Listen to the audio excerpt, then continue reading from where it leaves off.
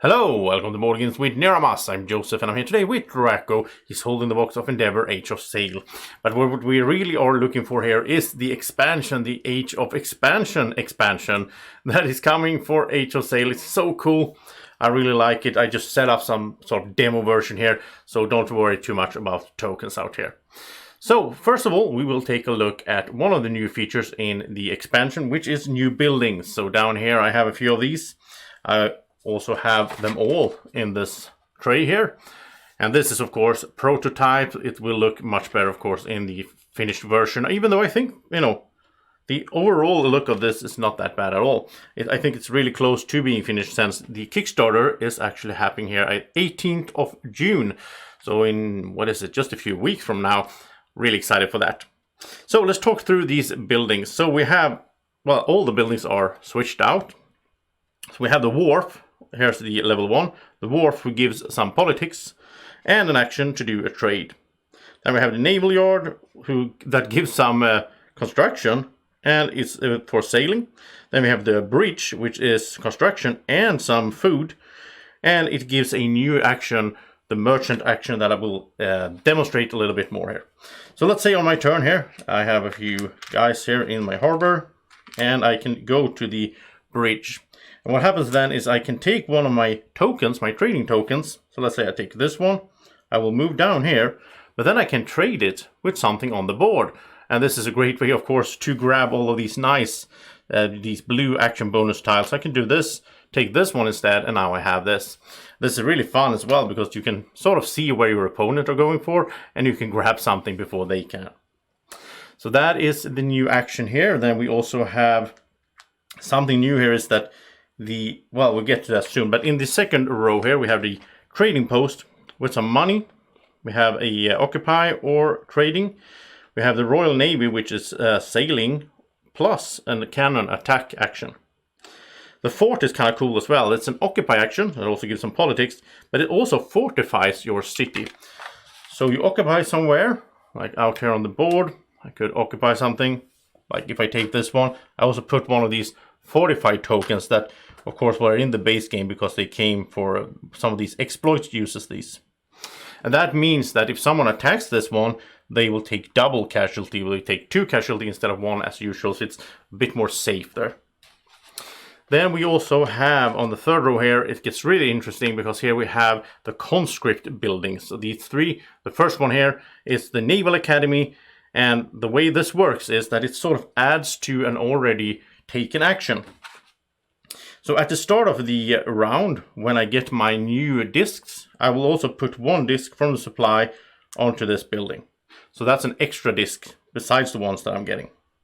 Then when I later on do, let's say, a naval yard action here to go sailing, I take my disc, I go sailing. After it's done, I can also boost it by taking this disc and sail once again. So basically I get a double sailing, or I could combine it in other ways. I could do this bridge action, the merchant action, and then remove this here to do a double sailing, or extra sailing besides the action that I did first. I think this is really cool. This is a way that you can boost your actions, and it continues actually here in the fourth one. We have the military academy, where you can do an attack action as a bonus to whatever you did first.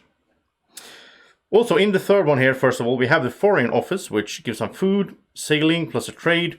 And here's the factory, which gives 3 construction. So as you can see, the old one that had 2 over here, that's gone. But you do get 1 here and 1 there. But if you want to rush buildings, you want to get to the third one as fast as possible and get the factory.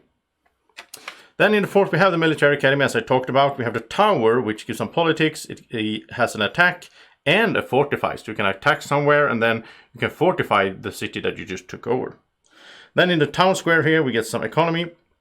We get 1 of these salary actions, so we can take 1 disc back, and we get to trade as well. And in the fifth row here, the 5 buildings, we have the Admiralty, which is really cool. I used this in a game I played earlier today, where I have 2 discs, and 2 times I can use this to sail or attack. The Basilica has a lot of good stuff here, as well as having 1 of those merchant actions. And then the Mint gives a lot of economy. and also a trade action. So that's the new buildings. I think maybe there will be more. There's only 3 here in sort of the prototype version. I guess there will be more than 3, so we can get some variation as when the actual expansion comes out. But that's going to be on the Kickstarter, of course. So that's it for the new buildings. Now let's talk about something else. Over here, as you can see, I put the slavery cards out here on the side. You don't normally do that. You have them in the stack, but this is new. Now you can, when you pick up one of these, you still have to meet the requirements, being in Europe and all that, having the presence, but you can take anyone you want. So let's say like the yellow player here has 4 presents, can go straight for number 4 here, doesn't have to dig through the whole stack, which sort of makes the slavery cards a little bit better, because I felt like earlier they weren't used that much because people were afraid that slavery was going to be abolished, and also if you discard one of these, then you do get a minus point. So yeah, I think this is a really good change for it. Also, in the spot for the slavery card where they used to be, instead you have this here, which is there's 3 different, and you randomize, so you take one of these every time you play, and they have different effects. So like this one is naval superiority, which means that as you can do a shipping action to put a disc here, whoever is in the lead on a number of discs here at the end of the game will get 1 point per disc plus 1 point. And second will get 1 point per 2 discs. So this is like, you want to, and this is good because at the end of the game, if you're not playing with the exploits, or if you're having exploits that doesn't sail, then I do get the feeling sometimes that sailing is not that attractive at the end of the game because everything is already discovered. This is a good way to use sailing at the end of the game. The military build-up is where you can do an occupy action to place a disc here, and then you get points for it, but you can also use the discs here as casualties. And then there's a really cool thing here with alliances. So you can go in here and put a disc, and then it's sort of like you take a side, you pick a side, you do a trade action to put a disc here, and if you're on this side, then like each player in the alliance with the most presence in Europe earns 4 points per disc of theirs in the alliance. So if you're playing 4 players, you might be battling it out for who has the most presence in Europe. Really cool stuff. And now let's look at the new decks, because there's new decks on all the cards except the slavery cards. Really cool stuff. Here we have, for example, we have in Africa. So we have the first one here being the 2 building material, but it's also a merchant fleet. All of the new number 1s, except for Europe, has this new merchant fleet. And this means that you can attach 1 extra card here. So you put it down on your player board like usual, but then you can put another card on top of it like this.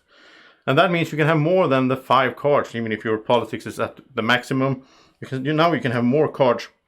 If you would discard the one below though, then you will lose the one on top as well because they are connected. Then we have the number 2. This is sort of when you get it, you get a salary or like a subsidy. So you get to pay off 1 shipping action that you've done. So you can take that back and use it again. Then number 3 is basically just some good, trade goods. Number 4 as well, some points. And number 5, and these are all different, the number 5s in the different colonies. In Africa, this is really cool. The Rosetta Stone, once per turn, if you have this building, once per turn when you place a disc somewhere on your buildings, you can do any action. So even if I place a disc down here, I don't have to sail.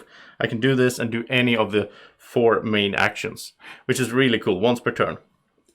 And that's also really good at the end game, because at the end game you might not want to sail that much. Then we have South America. Merchant fleet, first of all, you can attach an extra card there. Then you have this one that you can pay off 1 occupy action, and you get these things as well. There we have some stuff, and we have more and points. They all have the same kind of themes. And this one, Conquistadors. This one works this way, that you place 4 discs on it, and then when you do attack actions in South America, you can use disc from here as casualties or as the disc that is moving into the new occupied area. Also, you get 4 points minus 1 point per other player with a city in South America. So you basically want to be the only one. You want to take over the whole of South America and control it for yourself, and then you will get 4 points. Plus, you can use these conquistadors as well for casualties and so on. Then let's head over to Caribbean, and in the Caribbean, we start off with Merchant Fleet, of course. Then we have subsidy for shipping. We have some stuff here. And then we have this one, which is a special as well. When you take this one, you put 5 random spent blue tokens on here. And then other players can spend a cannon to take one of these. But if they don't do it, then you will get 1 point per blue token here. So it could be worth 5 points. Really cool stuff. Then let's head over to the North America, where we have the merchant fleet. We have subsidy for occupying action. We have this one and that one. And then this is special as well. Here we have the 5th card says that you get 2 points per fortified token you have here. And you're going to put 3 fortified tokens here. So basically, this could be worth 6 points. But you can, when you get this, you have to lose all your cities in Europe. It's like the Declaration of Independence. So they moved to North America, right? Which means you lose your cities in Europe. And then you can also use these. If you get attacked in North America, you can use one of these tokens here to defend yourself, and not the attack will fail. The attack will still lose their casualty. But then you will also lose 2 points, basically. So if someone gets this, then someone else might feel like, yeah, we need to attack that guy. Otherwise, he's sitting there with 6 points. So there's a lot of interaction in this expansion, which is something I do like. Then we have India, which is merchant fleet, the subsidy for attack action. Then we have this one and this one here. And then the Governor General. This is really cool. And this is basically a new action. This is a new action. You can have an action slot, so you can put a disc here to do a double attack. But the attack has to happen in India. So you can sort of fight off in India. Maybe you have a lot of presence on the sea and not on the cities in India. Well, you can grab this one. As a trade action, you get this card. You get all these bonuses, and you have the new action to go fighting in India. And this can also go into the governor slot, which is nice as well. And then finally, we have the Far East with the merchant fleet, the subsidy for sailing action, 4 points, and some, goods and all. And then we have the port of Dejima. And this works that in the phase where, in the last phase of the game, of every round, where you take care of your cards, you have to discard maybe, then your discards will go under this card. You will tuck them under, and then you will get 1 point per symbol type that are discarded under here. The construction, the food, the points, the money, and the politics. So getting this one, you want to get a lot of cards and keep discarding, so you put them under here and get points. Really, so this could be 5 points. Really fun stuff. And now, of course, let's also head over to Europe and check out the new Europe deck. So here we start with something special as well, the Grown Charters. When you put this card out, you treat it as an extra governor slot. So instead of the merchant fleet that we have on all the other places, where you can put an extra card here you can put sort of a second governor card. And that's, really cool stuff. And we have the succession. This can go in a governor slot, and then you get a disc. And this is sort of, in the base game, in the normal game, you could get these discs on all the number 1s out in the colonies, but here you can get it on number 1 in Europe. This is the Great Plague, so you get these benefits, but all players lose 1 disc because they die in the plague. So this is good if you don't have any discs left, I guess, and then the other players have them. Then we have the Marriage Alliance. This is special as well. You place 2 discs here, so if we're 3 players, or 4 or whatever, I could place, my own disc here and someone else's disc here, and that means that we have a Marriage Alliance, which means we can't attack each other for the rest of the game.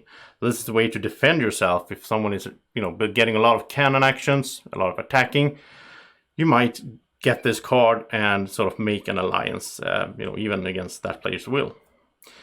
Here's the Treaty of Utrecht. All players with a city in Europe will get fortification. So you fortify all the cities in Europe. Then we have the smallpox vaccine.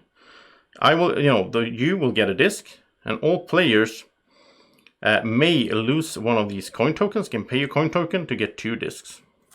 And finally, we have the abolition of slavery. It's still here, and I like that it's still in the game. So thematically, you can still sort of beat the evil slavery traits and all that.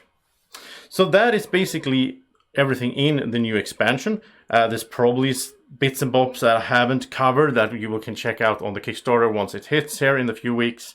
But it's the main part of Age of Expansion for Endeavor. So thank you so much for watching. Have a great evening or morning or whenever you're watching. Take care. Bye-bye. Do you want to keep this little dragon this happy all day long? Then like the video.